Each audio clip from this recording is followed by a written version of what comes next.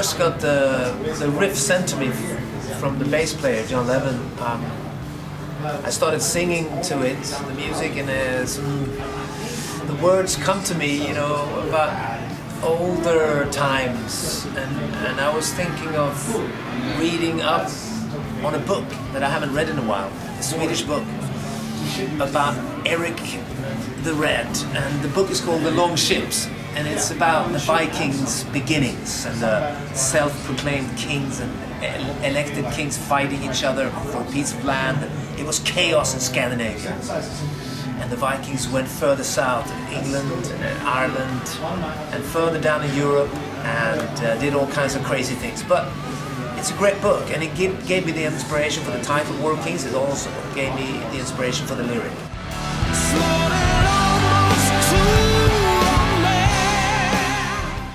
It is, I mean, the artist who made this cover, we told him that the title is War of Kings.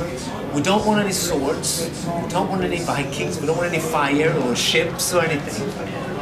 The lyrics may be based on old tales and old Viking tales, but it's not something we want to have on the cover. We don't want to. So we started thinking about other themes around kings, so chess kings, about the world today, about all the leaders, you know, coming together or fighting each other. So it was a lot.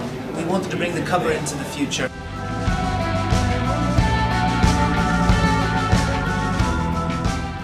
I suppose it is in a way, because when you're younger, when you're between 15 and 25, what you experience then is the deepest thing. It stays with you forever. You forget it for a while because you go on your journey in your life and you do other things, but slowly it starts coming back to you. So automatically we are expressing ourselves in that musician kind of way, in a classic rock kind of way, because we love it, and we love the way the drums was recorded in the late 70s, drums, bass, guitar, and we think that's the best way to record those instruments. In the 80s and 90s, everybody was experimenting with how to record, and not so good, not too good, but it's not really a special homage though, it's automatic. But what we wanted to do was to find a vibe for the record, a signature if you like, a sound. Like, for instance, the old great albums had, like Led Zeppelin 4 or Machine Head.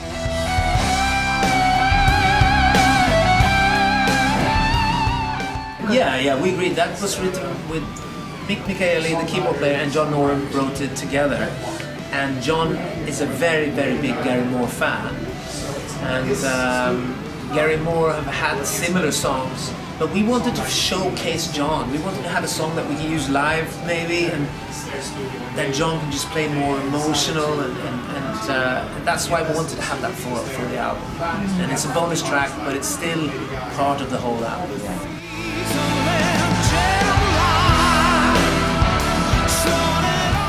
More and more we write together. On this album, everybody contributed. A few of the songs written with John Levin, the bass player. A few of the songs I've written with the keyboard player. A few with John Norum, and a few of them we worked out together. And Dave Cobb, an amazing producer, musician, and dreamer, and fearless character. He helped out with 3 or 4 top songs on the album, and it took them even further. So it was a very group team effort for 2 weeks. Everybody was dreaming hard and making a magnificent record, you know?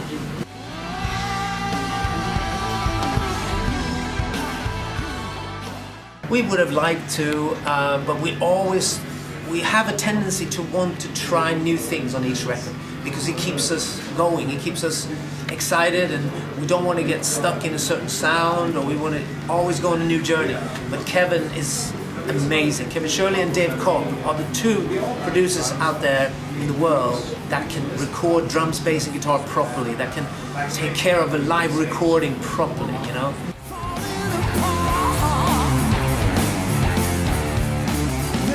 No, I used to live in Ireland, but it's the first time we play in 20 years.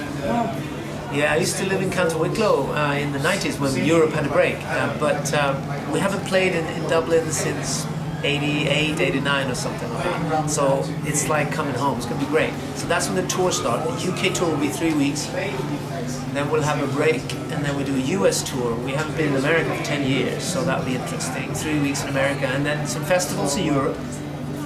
And after that, we're going to do some dates with Scorpions here in France.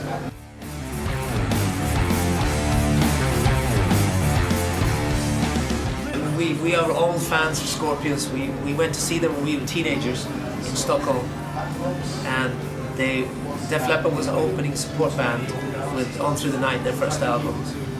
And we just started as a band, and they were very inspirational. I mean, the Uli Roth period was very inspirational. I mean, there's some albums like Tokyo Tapes, the live albums, is very, very, very important for us. Love Drive was an amazing album, very inspirational.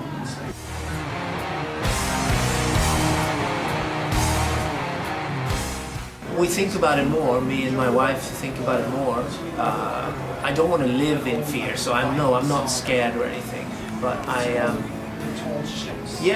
we think about it and talk about it more now. Yeah, we do. It's very sad, that it has to come to this. And also we have 2 young boys. I have a 6 months old baby, and I have a 7-year-old son. And so you want to protect them as well. So. From all the things you've been through. Yeah, we did with a small microbrewery outside Stockholm where we live. There was this great place that creates nice beer, and we went to develop it with them. We choose the malt and the hops, and we had a good time. Developing that beer.